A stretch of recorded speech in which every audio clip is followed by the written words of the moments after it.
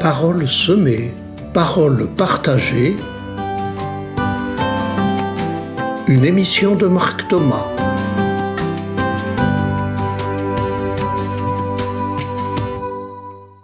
J'intitule cette émission « Déposer les poids qui nous pèsent ». Cette émission est extraite d'un interview en direct par Mazam sur Radio Arc-en-Ciel. Le risque, quand les choses vont mal, c'est de partir dans un cercle vicieux de lamentation, de rumination, d'aigreur, de passer son temps à se dire à soi ou à dire autour de soi ça va pas, je suis pas bien, personne m'aime, personne me comprend, la vie n'est plus ce qu'elle était, avant c'était mieux. Enfin, vous voyez tout ce climat de rumination. Mmh. Voilà. Et des fois ça peut aller jusqu'à le suicide ou la gravité des choses. Ça peut aller très vite parce que à force de ruminer l'aigreur, on l'amplifie. Ouais. À force de répéter que tout va mal, mais effectivement, on amplifie le mal. À force de dire toujours des paroles difficiles, aigres, des lamentations, on s'auto-intoxique dans nos lamentations. Alors, certains vont me dire « Ah ouais, mais toi tu vas bien, alors tu sais pas ce que c'est. » D'abord, vous savez pas si je vais bien. Ce que vous ne savez peut-être pas, c'est que j'ai eu une période extrêmement compliquée, extrêmement difficile. Comment j'en suis sorti ? Eh bien, en me faisant accompagner par une amie qui est aussi une professionnelle et en lui disant ce qui me faisait du mal. Mmh. Et j'ai redécouvert une fois de plus, non pas qu'il fallait que je fasse taire ce qui me déprime ou ce qui me fait mal, mais qu'il faut que je le dépose, non pas en tournant en rond à l'intérieur de moi à ruminer, mais de le déposer auprès d'une personne de confiance qui va me laisser parler, qui va m'écouter, qui va m'accueillir, qui va pas se lamenter avec moi, mais rien que le fait de pouvoir déposer à quelqu'un qui écoute et qui accueille, qui ne me juge pas, rien que ça allège. Et quand je dépose, et quand je mets des mots explicites que quelqu'un entend, je m'entends dire moi-même des choses auxquelles je n'avais pas pensé. Et d'abord, je vais mieux parce que j'ai déposé le poids trop lourd, parce que quelqu'un ne m'a pas écrasé, mais au contraire m'a soutenu et accueilli. Et ensuite, parce que, à travers ce que j'ai dit, où je trouve moi-même, où la personne qui m'accompagne trouve des pistes, pour me permettre de voir les choses, non pas de nier la difficulté, mais de la voir sous un autre angle. Et donc peut-être de prendre, comme je le disais tout à l'heure, des itinéraires bis, des autres chemins, et de voir derrière ce qui m'intoxique, derrière ce qui me fait mal, derrière ce qui me fait souffrir, derrière ce qui me fait désespérer, de voir que derrière il y a si je suis si désespéré, c'est parce qu'il y a un espoir que je voudrais réaliser. Et cette personne, à un moment, elle m'a aidé à dire quel était mon espoir, quel était mon désir.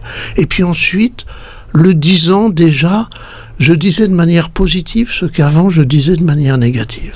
Et j'ai exprimé mon désir, et j'ai cherché avec elle, et elle m'a aidé à chercher. Elle ne m'a pas donné de solution. Mais en nommant mon désir, en sachant qu'il était légitime, comment je peux réaliser ce désir ? Bien souvent, la solution, elle est en nous, mais on a besoin d'être aidé, on a besoin d'être écouté, ce qui n'est pas toujours évident. Oui. C'est pas facile de pouvoir déposer, déjà de trouver l'écoute, et puis de déposer, comme vous le disiez, trouver les solutions. Comme l'enfant qui pleure, qui a mal, qui s'est fait mal, et qui court dans les jupes de sa mère ou dans les bras de son père, et qui va se jeter, et qui pleure, et qui... voilà. Et c'est exactement ça, déposer sa souffrance. Voilà. Et petit à petit, l'enfant, quand il pleure. D'abord, il n'a pas les mots. Puis petit à petit, si les parents sont accueillants, sont écoutants, ne le rabrouent pas en lui disant « Oh, mais tu pleures pour rien », Mais si les parents lui disent « Mais c'est quoi tes larmes ? Qu'est-ce qui t'arrive ?» Petit à petit, l'enfant va dire « Maman, tu sais, la maîtresse, elle m'a dit... » Et c'est comme ça que les mots vont sortir. Ouais. Et que petit à petit, la douleur va s'exprimer et que petit à petit, en s'exprimant déjà, le calme revient. Voilà, alors ça marche pas à tous les coups non plus, hein, avec les enfants. Bon, ben c'est pareil avec les adultes, mais nous tous adultes, quand nous sommes blessés, nous sommes comme l'enfant qui a besoin de déposer sa souffrance dans des bras d'amour. Je crois que ce qui est pas facile, c'est qu'on n'ose pas dire, parce qu'on a honte de soi, parce qu'on a peur que les gens se moquent, parce qu'on a peur de pas savoir dire, parce qu'on nous a appris aussi qu'il fallait nous taire. Et donc le principal obstacle, c'est pas les autres, c'est nous. Après, la deuxième raison pour laquelle c'est difficile de dire, c'est que on peut pas dire ça à n'importe qui. Il y a des gens qui vont tout de suite soit nous juger, nous dire mais non, mais tu te fais des histoires, mais c'est pas comme ça, ou bien d'autres qui vont nous dire oh mon pauvre, oh là là, si j'étais à ta place, j'en pourrais plus non plus, qui vont pleurer avec nous. Le problème, c'est de trouver dans mon entourage, autour de moi, et nous en avons tous, une ou deux personnes qui sont prêtes à m'écouter, à m'accueillir, à me laisser parler sans me donner de conseils d'abord, mais à me permettre de mettre des mots explicites qui font sortir la souffrance implicite que j'ai à l'intérieur. Voilà. Et nous avons tous dans notre entourage des personnes qui sont disponibles pour ça. Il suffit d'aller oser les solliciter. Et quand on ne trouve personne, ben parfois un professionnel. Moi, je vois des gens qui m'appellent parce qu'ils ont entendu une émission, parce qu'on leur a parlé, quelqu'un d'autre leur a dit « tu devrais aller voir Marc Thomas et lui parler ». Je vois des gens qui débarquent, qui déposent. Et ensemble, on va cheminer, on va se revoir une fois, deux fois, trois fois. Je vais pas leur dire tu dois ci ou tu dois ça. Je vais même pas savoir quand ils arrivent. On croit que le psy, il sait tout de nous, mais absolument pas. Il sait rien. Il sait simplement vous écouter et vous permettre de vous exprimer. Et c'est dans ce que vous dites et dans ce que vous déposez qu'on va trouver ensemble un chemin. Souvent, on dit aux personnes, je sais pas, pendant une célébration, pendant un temps d'adoration, on propose aux personnes en disant peut-être allez devant le Saint-Sacrement, allez devant le Seigneur, allez déposer votre poids. C'est un peu la même chose ? Oui et non. Bien entendu qu'on peut déposer son poids devant le Seigneur, devant le Saint-Sacrement, dans la prière du soir, dans la méditation, dans la contemplation. Bien entendu qu'on peut le faire. C'est déjà une manière de dire que nous croyons que Dieu n'est pas celui qui juge, mais celui qui accueille. Et qui accueille, y compris son fils prodigue, y compris quand on est soi-même responsable de notre malheur. Donc, c'est tout à fait bien de faire ça. Je disais oui, ça c'est le oui, et non. Ce qu'il risque de manquer dans cet acte-là, c'est ce qui se passe dans une rencontre entre deux humains. C'est que l'humain qui m'écoute peut à un moment poser sa main sur mon épaule, dire un mot, reformuler ce que j'ai dit, ce qui me permet de me dire « Ah bah oui, il a entendu, il m'a compris ». Le Saint-Sacrement est silencieux. Nous sommes sûrs que Dieu aime, mais il nous manque parfois humains si nous nous contentons de ça uniquement. C'est ce que me disent des gens qui viennent me parler, qui ont cherché à résoudre leurs problèmes dans la prière. Ils me disent finalement, il nous avait manqué dans la prière. Parfois on l'a trouvé avec ceux qui prient avec nous, qui ont été sympathiques, chaleureux et qui ont eu des mots apaisants. Mais c'est ça qui manque si je me contente de le dire à Dieu. C'est que je n'ai pas ce retour humain. Regardez comment faisait Jésus. Quand les gens l'appelaient, il s'arrêtait et il leur disait « Que veux-tu que je fasse pour toi ?» Et il parlait avec... Je suis désolé, le Saint-Sacrement ne parle pas avec moi.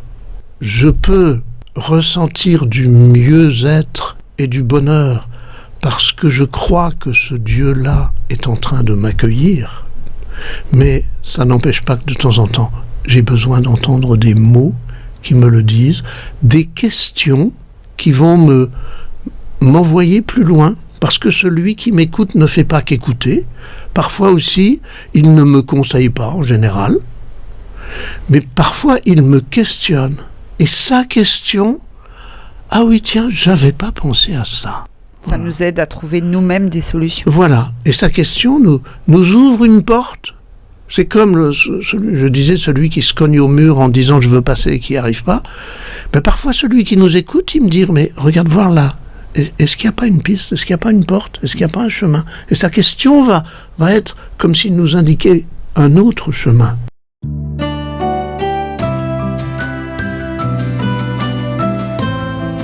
L'abécédaire du bien vivre dans le monde tel qu'il est.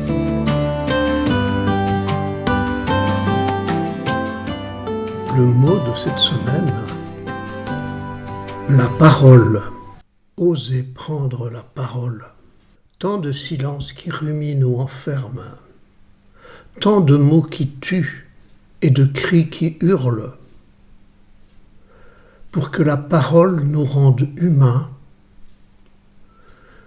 comme l'enfant apprend à parler, oser les balbutiements qui cherchent du sens. Sortir du silence pour retrouver confiance. Laisser jaillir les mots d'amour qui encouragent et scellent nos alliances. Oser transformer les jugements et les reproches en dialogue médiateur. Laisser sortir les mots qui nomment et désinfectent nos blessures. Alors la parole nous fait humains, comme le Verbe se fait chair. Nommé par ses parents, l'enfant devient unique. Comme du pain partagé, les mots se croisent et nous relient. La pensée s'élabore dans l'échange verbal.